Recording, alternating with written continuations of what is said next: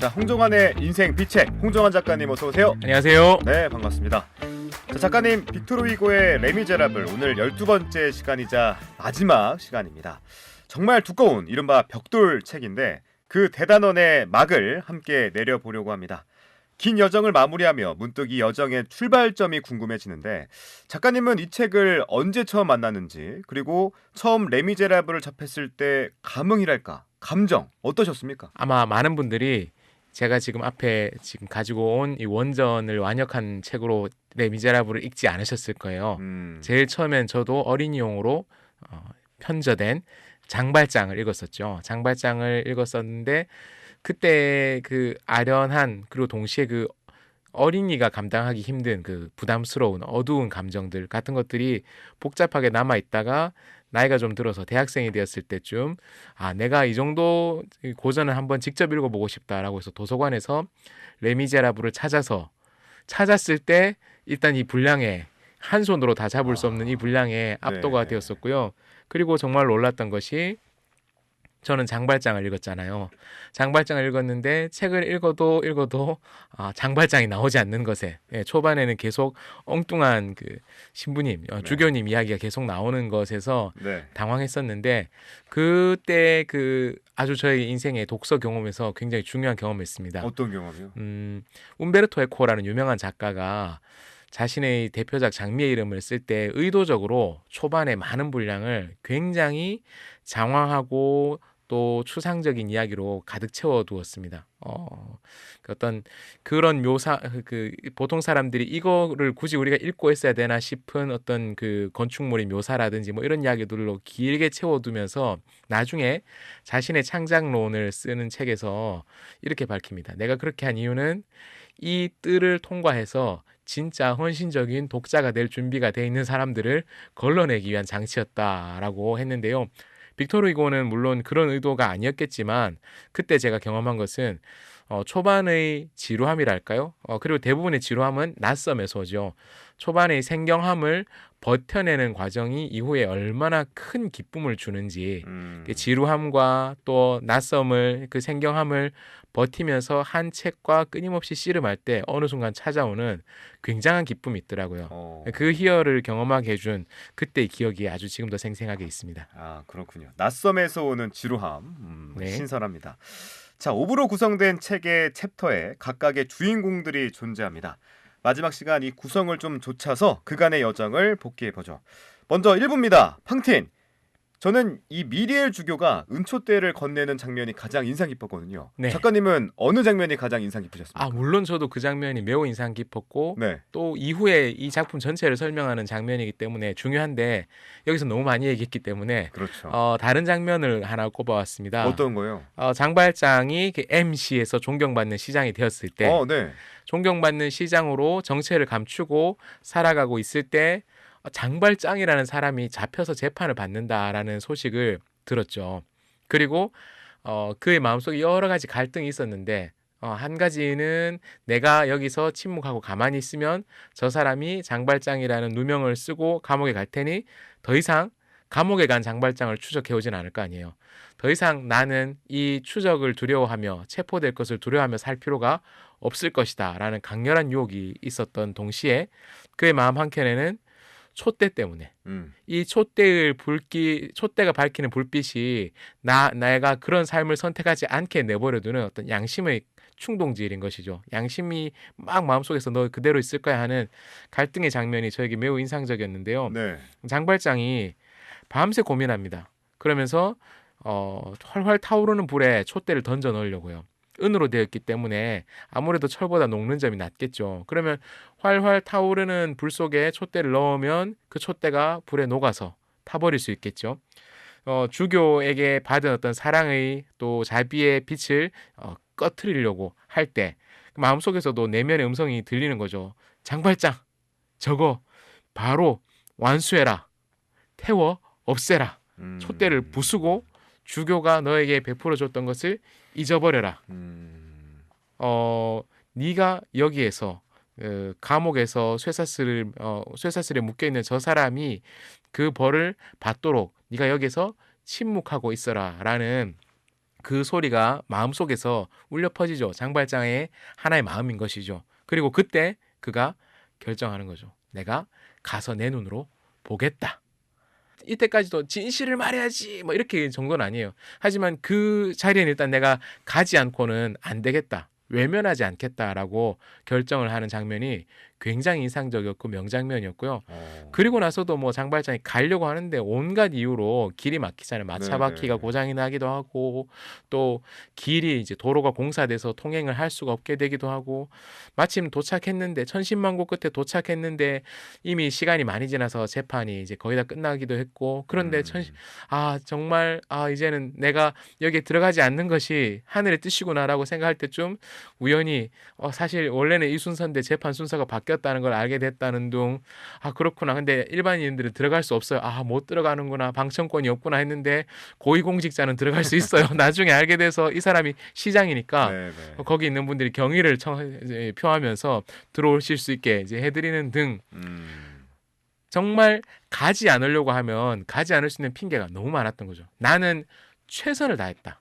나는 그를 만나려고 최선을 다했는데 하늘이 이걸 막은 걸 어떻게 하느냐라고 하지만 장발장이 그저 물을 흘러가듯이 죄를 고백한 것이 아니라 자신의 의지를 자신의 모든 노력을 최선을 다해서 경주했을 때 그가 그 재판장 앞에 섰고 다른 사람이 재판을 받고 있을 때 장발장이 내가 장발장이다라고 외쳤죠. 매우 인상적인 일부의 장면이다라고 생각을 합니다. 네. 자, 그러면 이번에는 2부로 갑니다. 2부 코제트에서는 장발장이 코제트를 데려가는 순간이 기억에 남는데 작가님께서도 이 장면을 아주 드라마틱하게 소개해 주셨잖아요. 빅토르 위고는 어떤 마음으로 이 대목을 집필했을까요? 테나르디에라는 사람, 마담 테나르디에와 그리고 테나르디에, 무슈 테나르디에 이 두 사람은 이 작품의 가장 대표적인 빌런들이죠. 악당들인데요. 인간이 얼마나 악해질 수 있는가 혹은 탐욕에 지배되는 인간 탐욕에 지배된 인간이라고 하면 되게 거창하게 느껴지는데요. 실은 우리 대부분이 다 탐욕에 지배당하고 있는 인간입니다. 우리 모두가? 네, 그렇죠. 테나르디의 부분 좀 너무하지 않았습니까? 그 탐욕에 과하게 지배돼 있다. 근데 우리를 이끌어가는 것들을 생각해 보면 대부분 그게 욕구죠.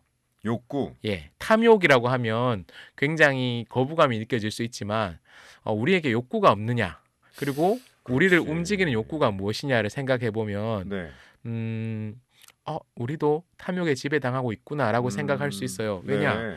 어떤 사람들은 먹는 것, 마시는 것 굉장히 1차원적인 욕구에 지배당하는 사람들도 있죠. 그리고 생존이라는 것, 생존의 욕구가 없으면 사실 인간의 생명을 유지할 수 없잖아요. 그 욕구 자체는 나쁜 것이 아니죠. 먹는 것이라든지 아니면 돈을 벌어야 되겠다. 돈을 갖고 싶은 욕구라든지 혹은 성적인 욕구도 성적인 욕구가 있기 때문에 인간이 자신의 자손을 남길 수 있기 때문에 인간 종이라는 이 종이 생존하기 위해서 욕구는 매우 필요한 것이죠. 그런데 욕구의 모든 것이 지배당하고 욕구에 이끌려가는 순간 인간은 인간이 아닌 동물과 같은 존재가 되는 것이죠. 인간은 강렬한 욕구에 따라 살아가고 있지만 필요한 때에는 그 욕구를 정면으로 거부할 수 있는 존재가 될 때 인간이 되는데요. 이 테나르디에는 인간이 오직 욕구만을 위해서 살아갈 때, 탐욕에 지배당할 때 어떤 존재가 되는지를 보여줍니다. 테나르디에가 팡틴을 처음 만났을 때 팡틴은 처음에는 테나르디에 부부를 오해했죠. 좋은 사람들일 것이다. 내 딸을 여기 맡기면 잘 돌봐줄 것이다 라고 했는데 테나르디에는 이런 사람들이 대체로 눈치도 비상하게 빠릅니다. 그러다 보니 팡틴의 처지가 어떤지를 알고 아무리 많은 것을 요구해도 그녀가 거절할 수 없을 것이고 그녀가 처하고 있는 부당한 대우나 이런 것들을 다른 데 가서 하소연하지도 못할 것이다라는 것을 너무 잘 알았죠. 그래서 위고가 이렇게 표현하는데요. 그들은 마치 물건값을 흥정하듯 아이의 값으로 점점 더 많은 돈을 불렀다. 이렇게 이야기를 합니다. 장발장을 만났을 때도 그랬습니다. 장발장에게도 막 돈을 요구하잖아요. 장발장이 말없이 돈을 지불을 하죠. 그런데 팡틴과 장발장의 차이점이 있었습니다. 위고가 이렇게 했습니다. 장발장은 아무 말 없이 돈을 지불했고 하지만 마지막에 그들의 욕심은 꿰뚫어보고 있었다라고 이야기를 합니다. 팡틴은 어떤 면에서 보면 참 그때까지 세상을 잘 몰랐던 것이죠. 인간의 악함, 그 욕구에 지배당하고 있는 욕구에만 지배당하고 있는 인간의 악함을 제대로 들여다보지 못했지만 장발장은 그것을 꿰뚫어 보는 사람이었다는 것이죠. 왜 그게 가능했을까 생각해 보면 쉽게 단순하게 표현하자면 장발장 인생 경험이 많았다라고도 할 수 있지만 달리 말하면 그가 가장 많이 보았던 사람들이 어떤 사람입니까? 감옥에 있는 동안 욕구에 지배당하는 사람들. 그렇죠. 그리고 어떤 면에서 보면 그도 비슷한 생활을 했었던 것이죠. 그런데 그것을 극복하는 선택을 한 번, 두 번 해가면서 장발장이 악에 대처하는 일종의 하나의 태도의 모범을 우리에게 이 작품에서 보여주고 있는 것이죠. 악을 대처하는 선의 모습에서 우리는 보통 무력하게 악에게 질질 끌려가는 모습을 상상하기 쉽습니다. 그런데 장발장은 악에게 선으로 대하되 그 악의 실체를 간파하고 있죠. 성서에는 예수께서 이렇게 이야기하시는 부분이 있습니다.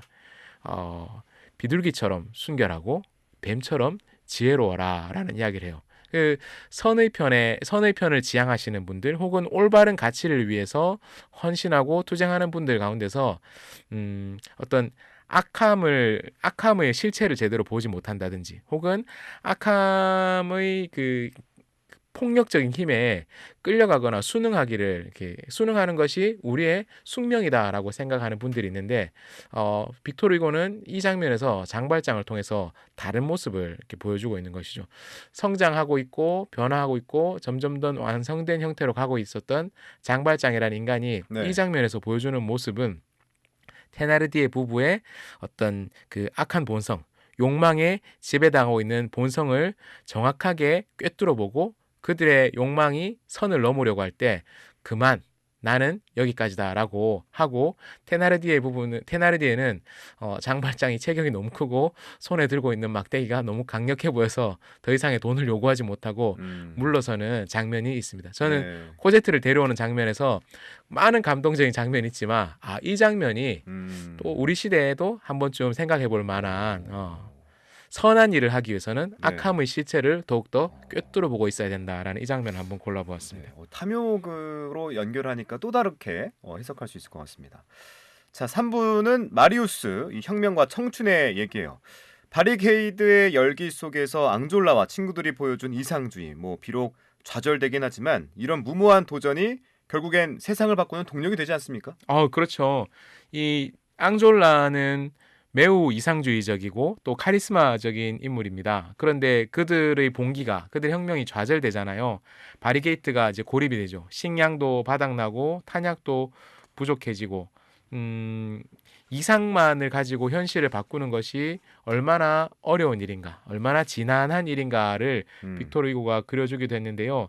저는 여기서 매우 인상적이었었던 장면이 있습니다. 이 뭐예요? 앙졸라 그리고 마리우스의 친구들 중에서 이 그랑테르라는 친구가 있어요. 이 친구는 늘 술에 취해 있는 친구였습니다.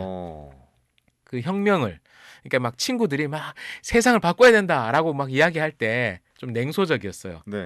그런데 바리게이트에 있는 벗들이 마지막을 맞이하는 그 순간에 그가 일어나서 외치는 거죠. 뭐라고? 공화국 만세, 나도 한편이다라고 하면서 앙졸라 곁으로 가서 다른 그 적들을 향해서 외치는 것처럼 한 방으로 우리 둘을 같이 꿰뚫어서 해치워라 라고 같이 죽겠다라고 선언을 하는 거죠. 앙졸라도 미소를 지으면서 그의 손을 잡거든요. 그때 총성이 울리는 겁니다. 냉소가 이상을 이해하는 순간 그 분열된 마음들이 연대가 이루어진다라는 것이죠. 우리 시대를 지배하는 정서 중에 하나가 또 냉소주의 아니겠습니까? 되겠어?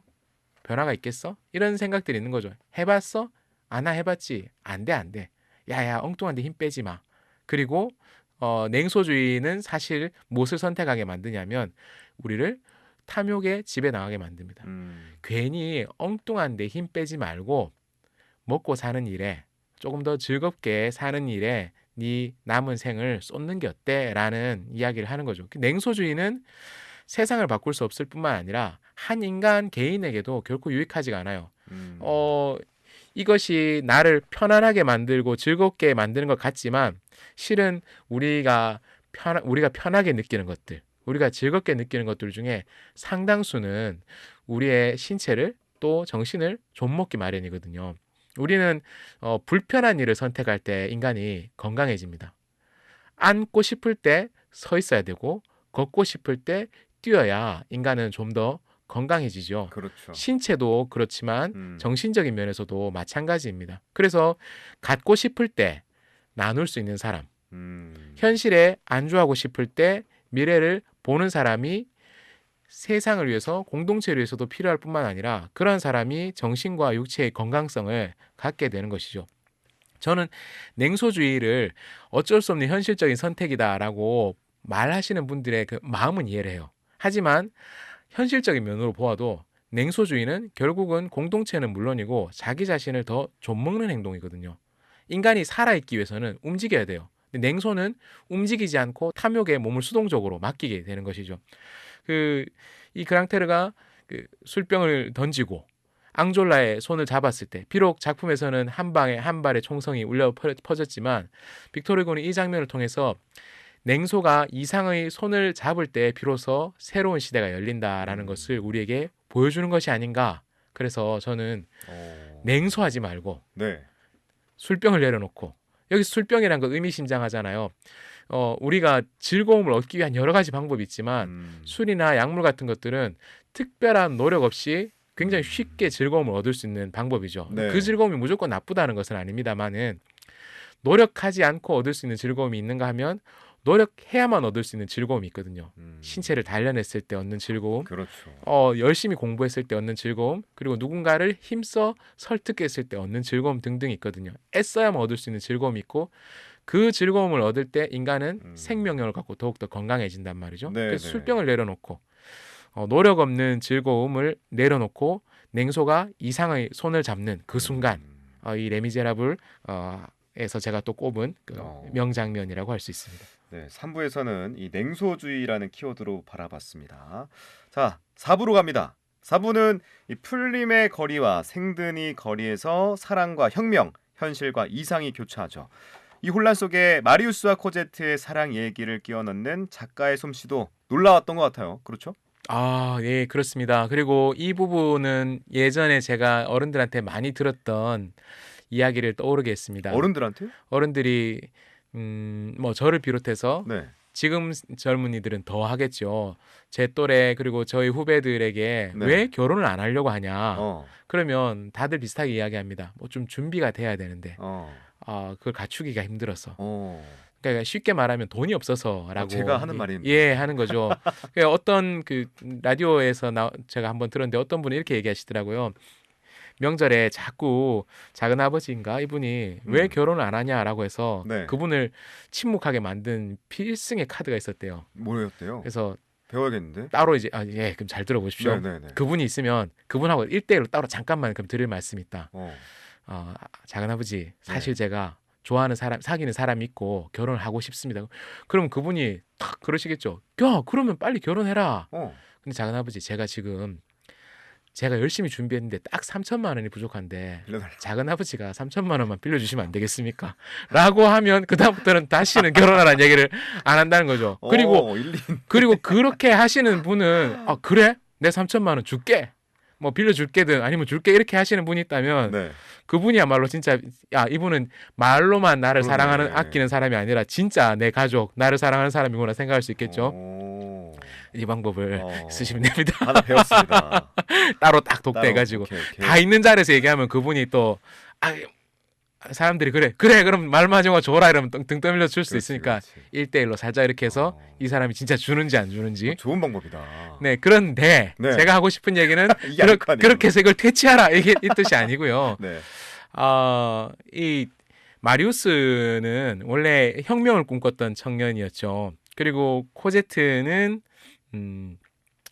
아버지와 더불어서 수녀원에서 어린 시절을 보냈어요. 그리고 장발장이 세상으로 나온 이유는 코제트를 원래 수녀로 만들려고 했었죠. 코제트가 이 험난한 세상에서 자기가 세상을 떠나면 여자 혼자 어떻게 살아가겠느냐. 그러니 가장 보호받을 수 있는, 내가 세상을 떠나도 보호받을 수 있는 안전한 울타리 속에서 살아가게 하기를 원하는 마음으로 수녀로 만들려고 했는데 네. 다만 그 전에 몇 년이라도 바깥에 이런 세상이 있다는 걸 알려주고 싶었던 거죠. 그래서 데리고 나왔을 때 공원에서 아버지와 딸이 산책하는 것을 마리우스가 보게 되고 두 사람 사이 스파크가 팍 튀게 되었던 것이죠. 혁명을 꿈꿨던 청년, 남자, 그리고 세상을 모르고 아버지와 수녀원이라는 세계 안에만 갇혀 있었던 여자가 서로를 보면서 그들이 원래 바라보고 있었던 세계의 껍질이 깨어지는 이 장면이 네. 저에게 매우 인상적이었습니다. 그래서 위고가 이 마리우스가 코제트를 처음 만났을 때 느낀 감정을 이렇게 표현합니다. 이날 코제트의 시선은 마리우스를 미치게 하고 마리우스의 시선은 코제트를 떨리게 했다. 이날부터 그들은 열렬히 사랑했다. 이렇게 이야기를 하지요. 저는 많이 사랑하기를 제 주변 사람들에게 많이 권합니다. 결혼하라라는 얘기는 아니고 사랑을 많이 해야 된다. 20대, 특히 20대 남성들의 경우에 20대 남성들이 고민하고 있는 대부분의 문제는 두 가지로 거의 다 해결이 된다. 두 가지요? 운동과 연애다. 운동하고 연애하면 이 친구들이 가지고 있는 정서적인 문제, 고민하고 있는 것들이 대부분 다 해결이 된다. 문제가 사라진다는 뜻일 수도 있지만 그보다는 그 문제를 직면할 수 있는 힘을 준다는 것이죠. 사람이 한 가지 일에만 딱 갇혀 있고 주변을 바라보지 못할 때 세상에 여러 가지 다른 생존의 방식이 있고 또 움직일 수 있는 움직일 수 있는 여지가 있다는 걸 발견 못할 때가 많아요. 시야가 좁아지죠. 그런데 마음에 힘을 주는 무엇인가를 할 필요가 있는 거죠. 그래서 그분이 운동과 연애라고 이야기를 했어요. 사람이 농담을 농담으로 받아들이지 못할 때가 있잖아요.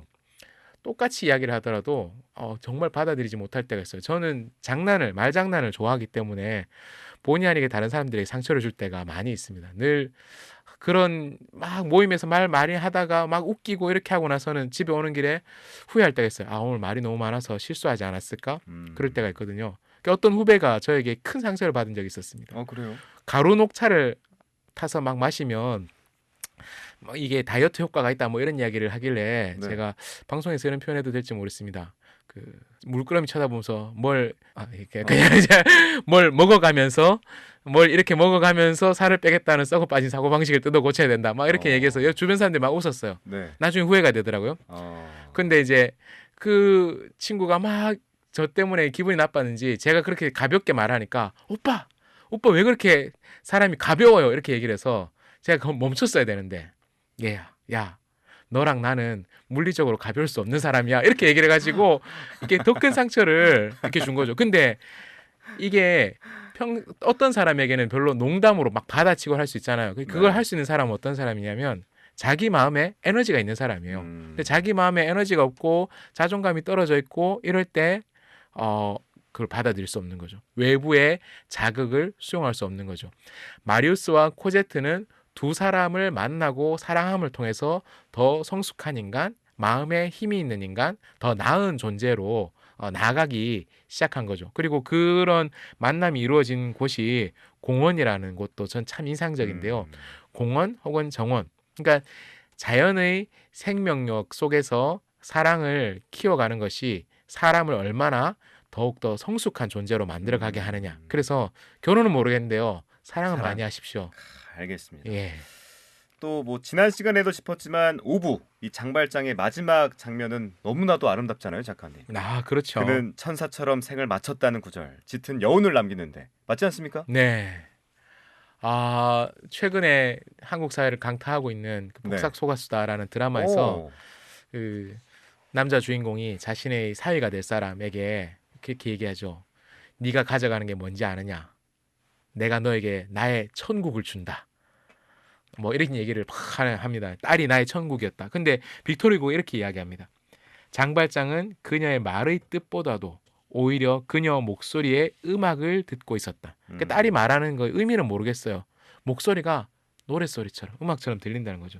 영혼의 어두운 진주인 커다란 눈물 한 방울이 천천히 그의 눈 속에 맺히고 있었다. 그러니까 이 눈물을 영혼의 진주, 어두운 진주, 검은 진주라고 표현하는 것이죠. 그러면서 장발장이 중얼거립니다.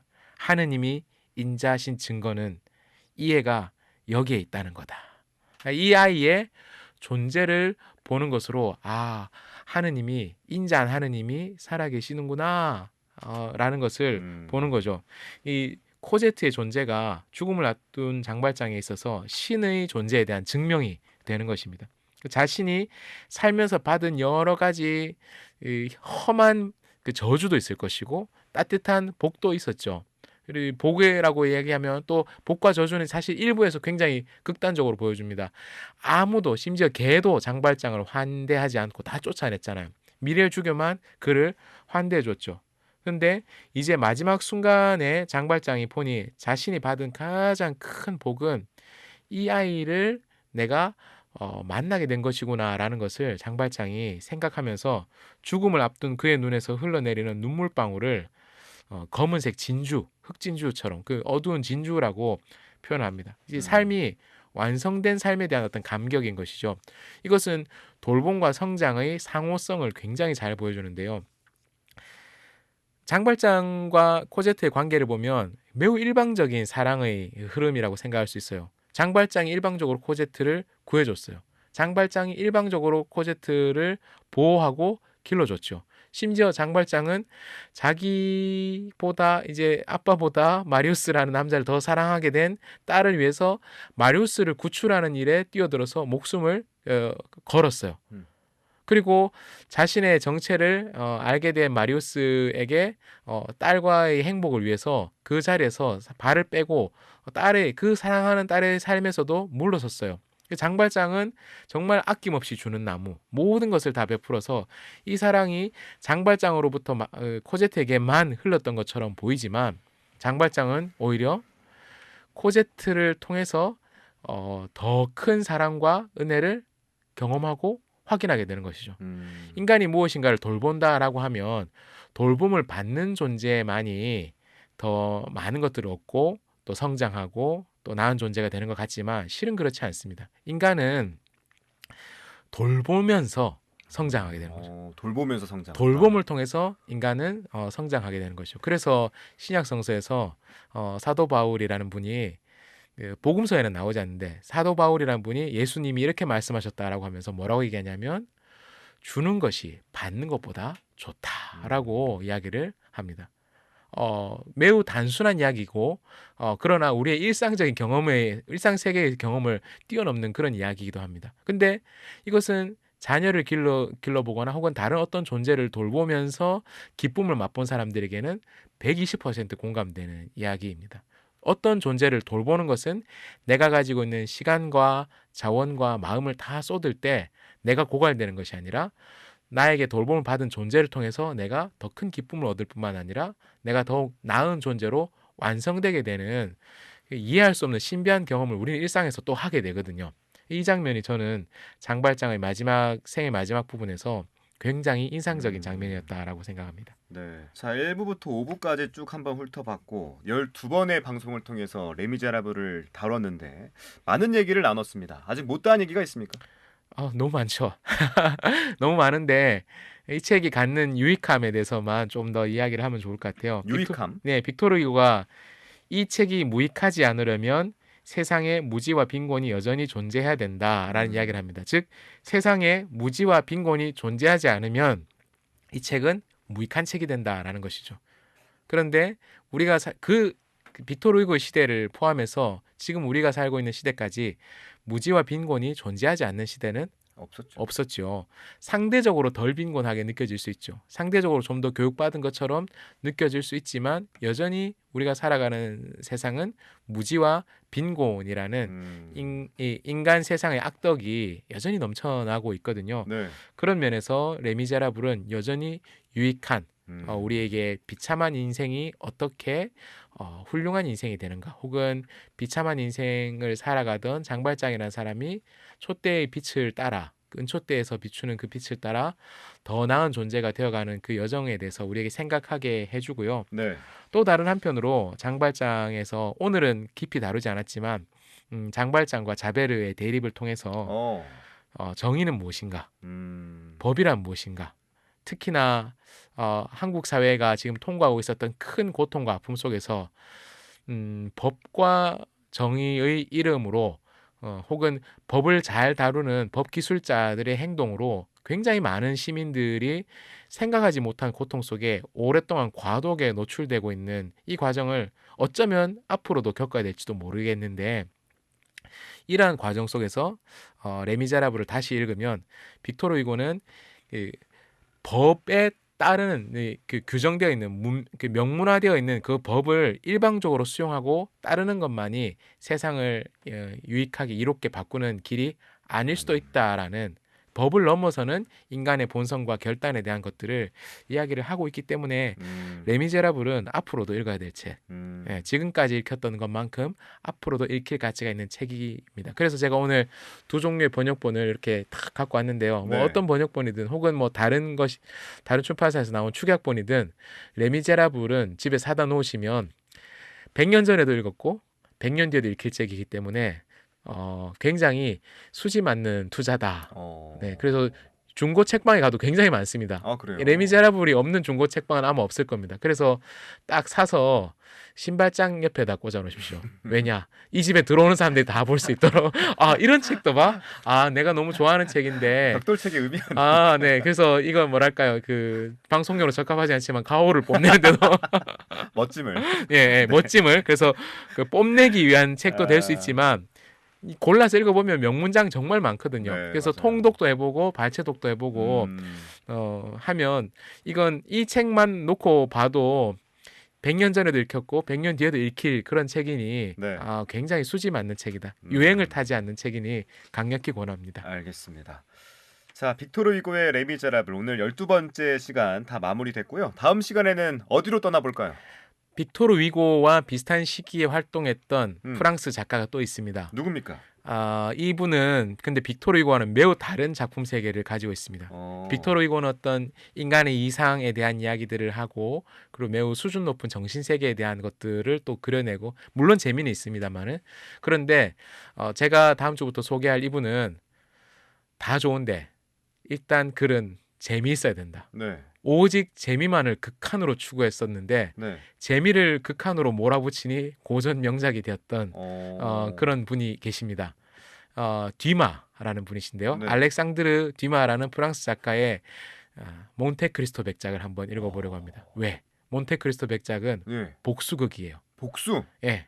이제 사랑과 자비의 시간을 우리가 12주 통과했는데요. 이제부터 넘어갑니까? 복수의 시간이 열립니다. 알겠습니다. 다음 시간 복수에 관련된 책 기대하면서 오늘 여기서 마무리하죠. 지금까지 홍정환의 인생 빛의 홍정환 작가와 함께했습니다. 작가님, 귀한 말씀 고맙습니다. 고맙습니다.